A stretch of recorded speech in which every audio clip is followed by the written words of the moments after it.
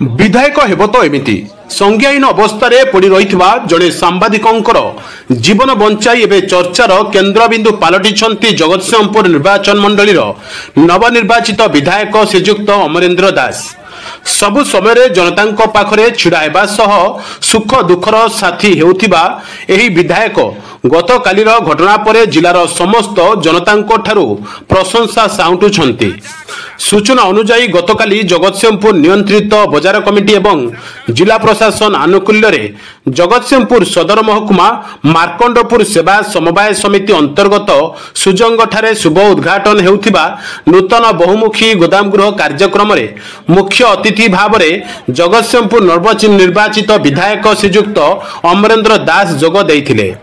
एठारे सभा कार्य चलिथिबा समय उपस्थित थिबा जड़े गणमाध्यम प्रतिनिधि खबर संग्रह करुथिबा समय हठात अचेत होई पड़िथिले, जहां देखि विधायक श्रीजुक्त अमरेन्द्र दास तत्क्षणात निज सीट्रु उठी पड़ी दौड़ी जाइथिले संज्ञाहीन अवस्था पड़ी रहिथिबा सांबादिक जनकंक पाखकु एवं डेरी नकरी संगे संगे निज गाड़ी रे नहीं जाइथिले स्थानीय जगतसिंहपुर मुख्य चिकित्सालय को।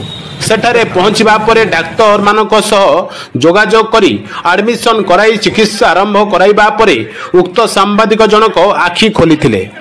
विधायकंकर एभली महान कार्य पई सारा जिले में एबे से चर्चार केन्द्रबिंदु पलटिछंती। एभली जड़े महान नेता एवं परोपकारी देवतुल्य मनीष को आमे आम पाखरे पाई बहुत खुशी अनुभव करुछु बोली कहिसंती जड़े जिलावासी। जगतसिंहपुर जिला प्रतिनिधि संतोष कुमार साहू का रिपोर्ट, बाणीक्षेत्र लाइव।